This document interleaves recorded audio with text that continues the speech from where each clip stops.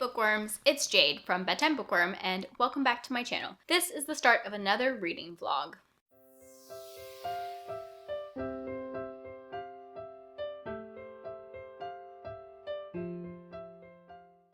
Hey guys, so it is Saturday, May 9th. It's been a full week since I ended my last vlog, and I'm happy to say that I have finished at least one book over the last week.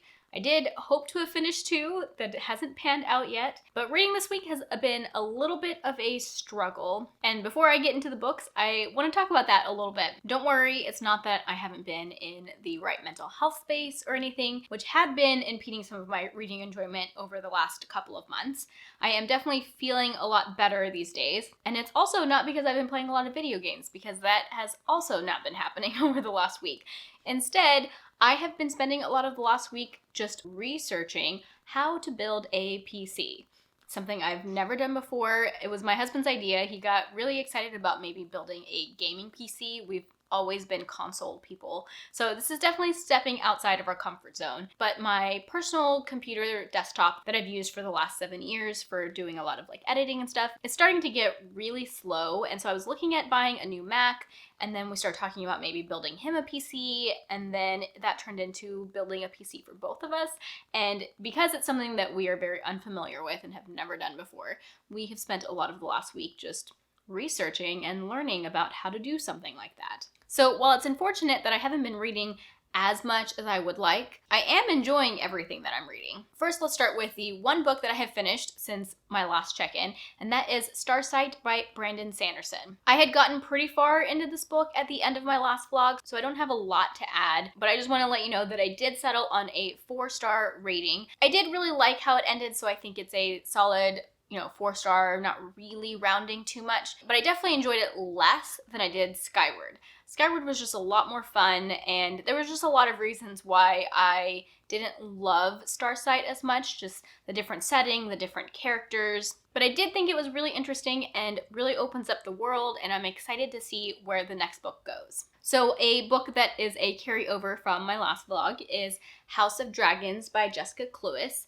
I am currently on page 360. I have read this much. So I think I've made a little bit of progress since my last check-in, but this is the book that I had thought I would have finished by this week. But I just haven't been picking it up because I can only read this physically, and my physical reading is the kind of reading that has really suffered over this last week. So I've read maybe 40, maybe 80 pages in this since my last check-in. I'm still enjoying this, and I think it's likely to be a 4-star book, depending on how it ends, but I have a hard time thinking that it'll end in a way that makes me want to give it more than 4 stars. Oh, and I wanted to say that I think in the last video I described the dragons in this book as kind of like dogs that have different personalities. I think a more accurate animal comparison is maybe horses, more so than dogs, or maybe that's just because these dragons live in stables and that makes me think horses. Another book that is a carryover from my last reading vlog is the audiobook for Saving Fish from Drowning by Amy Tan, and I've listened to very little of this, and I don't have much to add to what I've said, although I do hope I can finish it soon because my book club for this is meeting in 4 days, so I really need to finish it if I'm going to finish it. But there's a chance I'm not. We'll see. But I've definitely been neglecting that audiobook because I have another audiobook that I am enjoying way, way more, and that is Scythe by Neil Shusterman. Obviously, I also have a physical copy of it that I've read out of a little bit, but the audiobook narrator is really good. I had heard that from a lot of other people, and that's why I really wanted to pick it up on audiobook. I do own the audiobook. It was part of my audiobook haul I did at the end of 2020, and I'm really enjoying this. This is a buddy read. I think I mentioned that when I said I was starting to read it at the end of my last vlog. I'm reading this with Angela from Literature Science Alliance. I am about 50% through it. I have read this much. I'm on page 220. If you don't know this about me, I love dystopians, and this one is so interesting. Just the world and the society and the way that the world is and how it's changed society is just super interesting to me, and it's had a lot of surprises. So just in case you're not familiar with this, this is a YA science fiction dystopian set in a world where we have created this AI called the Thunderhead that has solved all of the world's problems, and now there is no more sickness or hunger or death.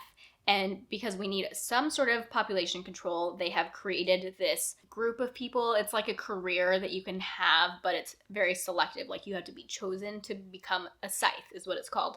And these scythes go around killing people to help control the population. The main characters of this book are two teenagers who have been chosen to be apprentice scythes, and it's about the things that happen to them. When I'd heard people talk about this book before, one thing that I hadn't really thought about or expected was that the deaths in this society are still, or can be still, violent. I don't know, in my mind, I was imagining these scythes running around just giving people like suicide pills or something. But instead, these apprentices are taught all different types of fighting techniques, about different knives and different ways to kill people. So they're kind of like assassins in the sense that they have to be trained that way, but they're not sneaky at all, of course. Like they just walk around choosing people to kill. It's very interesting. Like the way different scythes decide how to choose who to kill is also very interesting. And yeah, I'm halfway through this, really loving it. Potential to be a 5-star, and it's awesome. Which I was kind of expecting because so many people have loved this. But at the same time, I don't want to overhype it because it's not going to be for everyone. Not everyone's going to think it's like amazing, but I'm really enjoying reading this and I can't wait to finish it. And then the other book that I'm in the middle of, yes, I am reading 4 books, and it's probably another reason why I'm reading so slowly is because I'm just spread so thin. I think 2 to 3 books is kind of my sweet spot. Anyways, the other book that I'm reading is Home Before Dark by Riley Sager. This book isn't out yet. It is an advanced reader copy that I'm reading that I got off of NetGalley. I have been looking forward to reading this book ever since I heard about it like last fall because I read Riley Sager's previous book last fall, Lock Every Door, and really enjoyed it. So Riley Sager writes these thrillers that are kind of like spooky, or at least some of them are kind of spooky. And this one is sort of like a haunted house story. Oh, I am doing this as a buddy read. This is my second buddy read that I'm doing. But I'm reading this with Rachel from the Shades of Orange, who is a horror and sci-fi booktuber. You should definitely check her out. She's one of my good friends. We read Lock Every Door together, so we were excited to read this one together as well. I'm about 50% into this one and really enjoying it. I'm especially really enjoying the haunted house bits. So this is sort of a split timeline book. You have one storyline that is set in the present day, and the main character's father dies, and she inherits this house from him. This is a house that when she was like 5, her and her parents had moved into, and after 2 weeks, they left because they thought it was haunted, and it became this huge like news phenomenon. And the dad, who was a writer, wrote a book about their experience in this haunted house. And so she's kind of been haunted by the story of this house her whole life, because when people meet her, they immediately associate her with this book, and she doesn't remember any of the things that happened. So she thinks that her parents have been lying about the whole thing. Anyway, she inherits this house from him and decides to remodel it and put it back on the market and sell it, because that's what she does for a living. She's a house flipper. One thing I'm really enjoying about this book that I also enjoyed about Lock Every Door is the way that Riley Sager writes women. If I did not know that Riley Sager was a man, I would have never guessed, because he writes such strong women, and his books definitely have a bit of like a feminist vibe to them. And in this book, that comes through with the main character being a woman, but also a house flipper. She's the one who does a lot of the construction work, and so there's a little bit about how she has to like stand up for herself in her line of work, and that a lot of men underestimate what she's capable of. So that's the present timeline, but there's also a past timeline that is actually excerpts from the book that her father wrote, and they alternate. So you have like a chapter from the book, like with a capital B, and then you have a chapter from the main character's perspective in the present timeline. And one thing I'm really impressed with is that Riley Sager, the way that he's written the past timeline, the book that the father wrote, the authorial voice definitely is distinct. It's also distinct in that they changed the font. It's like bolder, so you can easily tell while you're reading what timeline you're in, but also just like the writing style and the way it's written. It feels like I'm reading a book that somebody else wrote inside of a book that Riley Sager wrote. You know what I mean? And I'm just really impressed with his writing, and he's so good with like tension and plotting. I am really enjoying this, and I cannot wait to find out what happened, because Rachel and I, as we're reading, are trying to guess what's going on, and a couple of our guesses have already like kind of proven to be false, or we think they're red herrings. So we're very excited and interested to see how this is all gonna wrap up. All right, so that's all I have for now, and I will check in with you guys in a few more days after I've done some more reading. Bye.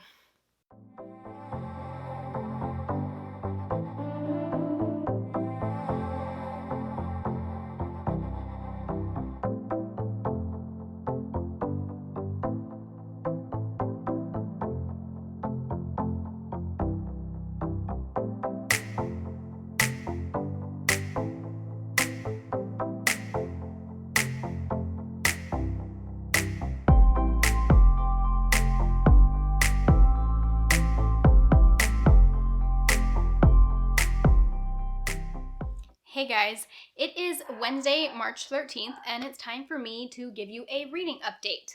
Since my last check-in, I have finished a book, and I have also DNF'd a book. I guess I could start with the DNF. I'm sure you know which one it is if you've been at all paying attention, and that is Saving Fish from Drowning by Amy Tan. I have been contemplating DNFing this book for about a week now. I really didn't get much further. This is one that, while I had physically, I was listening to on audiobook. It's available on Scribd, and I was kind of excited about that because it's narrated by Amy Tan herself. But this book was incredibly boring. I got a little more than halfway through it. I read this much. Can you believe it?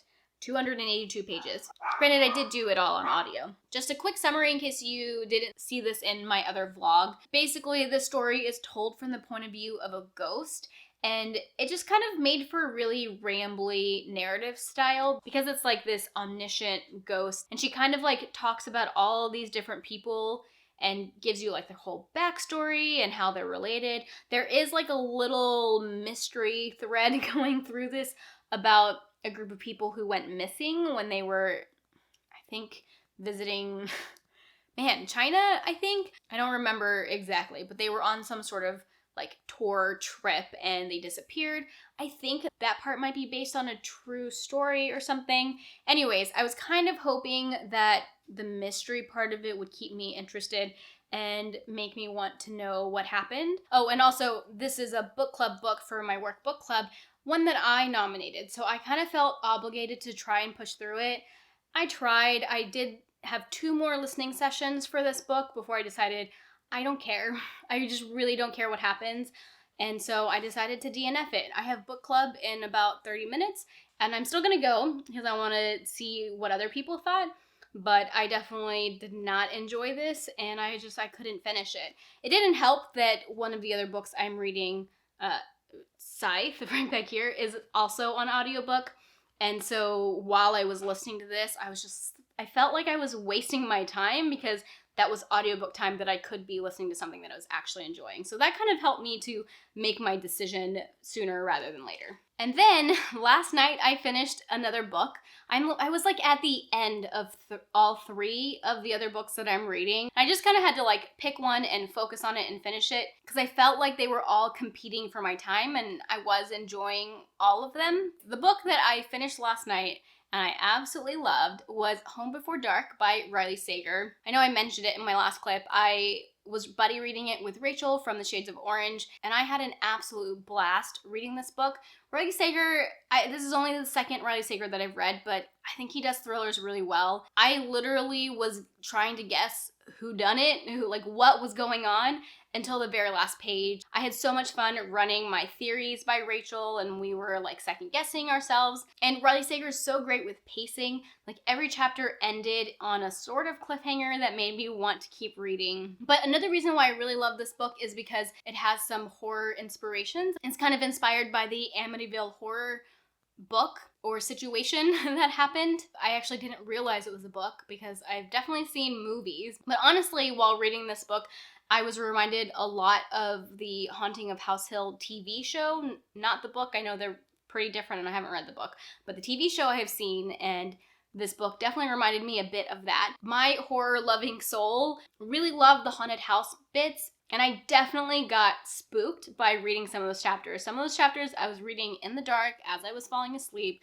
and they were creepy. So I definitely don't recommend this book for the faint of heart, but it is a really good thriller book that is quite spooky. Now that I've finished that book, I really want my next focus to be House of Dragons by Jessica Cluess. I have been reading this book for way too long, and it is absolutely no fault of the book. I am enjoying it. I think this is going to be a 4-star book, and I literally haven't picked it up like in a week. And it's honestly just because when I have a book only physically, it can be harder for me to get through it because I have to make time for physical reading. I have to take time out of my schedule and sit down to read this. Over an audiobook, I'm often multitasking and listening to an audiobook. And an ebook, I will read a little bit every night before bed. And so usually I like to have a physical book with another type of copy so that it's a little easier for me to get through them. I had wanted to finish this before it released, which at this point was 2 days ago. So I really want to finish this soon so that I can do a review.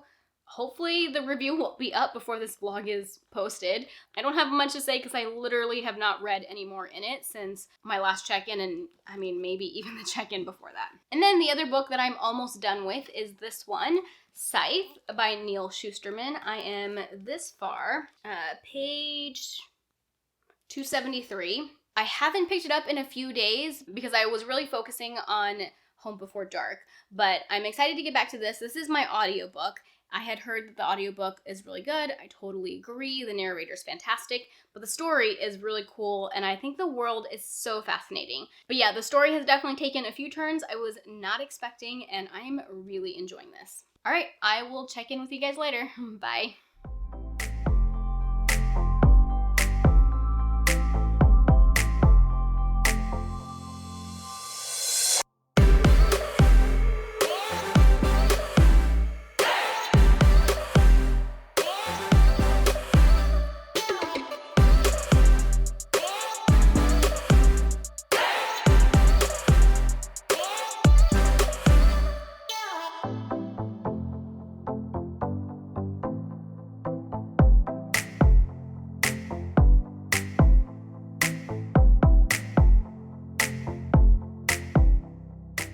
Hey guys, it's me. So it is Monday, May 18th, and it is time to wrap up this reading vlog.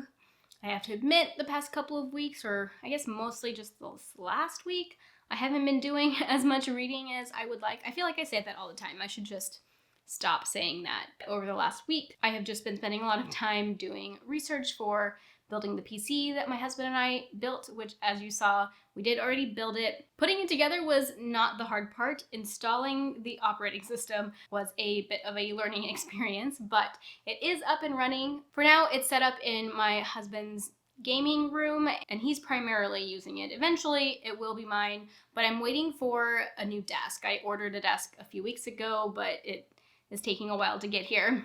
But once it does get here, I'm going to set up that new PC here in my office. Anyways, let's get on to what I've been reading. The book that I have been reading the longest out of the books that I had ongoing, I'm finally done with, and I'm so happy about it. Not because I needed it to be over or anything like that. I really enjoyed my time reading this book. It just happened to be a book that I was only reading in the physical format, but I have finally finished House of Dragons by Jessica Cluess. This is a YA fantasy, and I had previously, when I first started reading it, said that it was kind of giving me like Game of Thrones combined with Hunger Games vibes. And I don't know if other people will agree with me on that, but I still stand by that. I definitely got some Game of Thrones vibes from this because it is a little bit like cutthroat, and there's a throne involved, and there's some politics. Not quite as politicky as maybe I would like, but it is there. And there's dragons. So it definitely was reminding me of Game of Thrones at multiple points in the story. And then the Hunger Games thing, I mean, it's really just that there's a competition between 5 different people. Basically, they're all competing for the throne, and while they're not really supposed to kill each other during the competition, by the end of it, there's supposed to be one of them left. I really enjoyed all 5 of the main characters. They had very distinct personalities and they had really distinct voices, so I was never really confused about who I was reading from. I also really liked the pacing. The chapters are short, and on top of that, the way that the transitions happen between the chapters, at least for some of them, is really cool. For a lot of the chapters, you have the chapter ending in the middle of an action scene, but it just switches to a different POV. And I felt like that helped the momentum and just kind of made it really readable and harder to put down, because even when you got to the end of a chapter, it was kind of like either a cliffhanger or it was just like in the middle of an action scene and you needed to know what was going to happen. Or at least that's how I felt.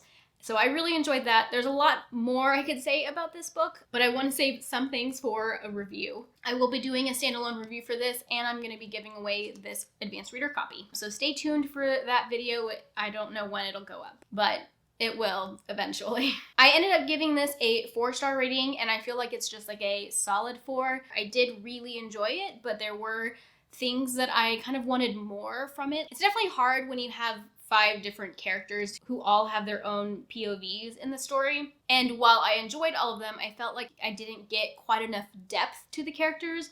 And I kind of felt that way about like the whole story. It just wasn't quite as complex as the type of stories that I love. And the world building, while it existed, it just wasn't quite as in-depth as what I like to read. But I do think that it's hard to do for a YA book that, tends to be shorter than adult books. And it's just harder to fit all of that stuff in, especially when you're spread out across 5 different characters. Okay, so I finished that book. The other book that I've been reading the next longest is Scythe by Neil Shusterman. I am listening to this on audiobook, so this is kind of just for show. I was buddy reading this with Angela, and she finished it already, as she should, because I'm way behind on this one. I basically kind of put it on pause while I focused on other things, but I did listen to a little bit the other day, and I very much plan to finish this in the next few days, because I only have like this much left. I'm on page 330. So I've got about 100 pages left in this. I am really enjoying this. I am dying to know how it's going to end.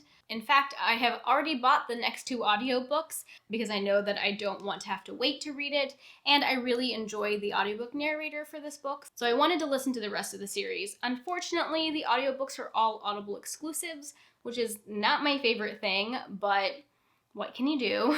I actually had canceled my Audible subscription back last December. Some of you guys might remember that, because I ended up buying a bunch of audiobooks in December because I was trying to use up my credits so I could cancel my account without losing them.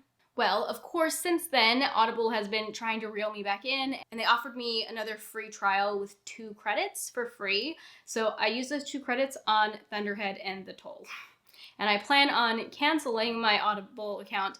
Maybe not right away. I have my eye on a couple of other books, like maybe The Way of Kings, but I definitely don't plan to let my credits stack up like I did before, because that is what made it really hard to cancel it previously. Anyways, I am very excited to be finishing this, and I can't wait to see what's next. So that was my physical book and my audiobook. My ebook that I've been reading since I finished Home Before Dark in the last clip is an advanced reader copy that I got off of NetGalley, and that is Agnes at the End of the World. This book is coming out in early June. It's coming out on June 9th, and I am about 30% into it, and I'm really enjoying it. This is a YA, I don't even know how to classify it, really. I mean, I guess science fiction. So I pulled up the synopsis because I want to make sure that I don't say anything that's like not in the synopsis.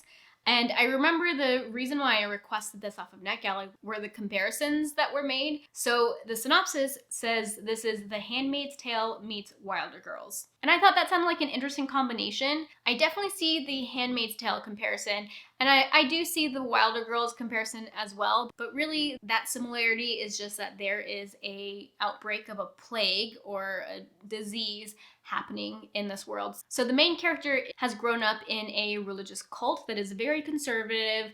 It's a polygamous cult, and they live very secluded lives. She has a little brother who has type 1 diabetes, and she has been having to take care of his illness and keep it a secret from the rest of the family and from the rest of their town because they don't really believe in medicine. And so out of necessity, she has been secretly interacting with someone from the outside. And as the story gets going, she starts to realize that the home that she grew up in might not be what she thought, but she starts realizing that maybe the things that the prophet is telling them might not be true. And at the same time, she starts hearing about this viral plague that is breaking out. And I really wasn't sure going into it what kind of plague this was. I wasn't sure if it was just going to be like a flu or what. And it's definitely not the flu.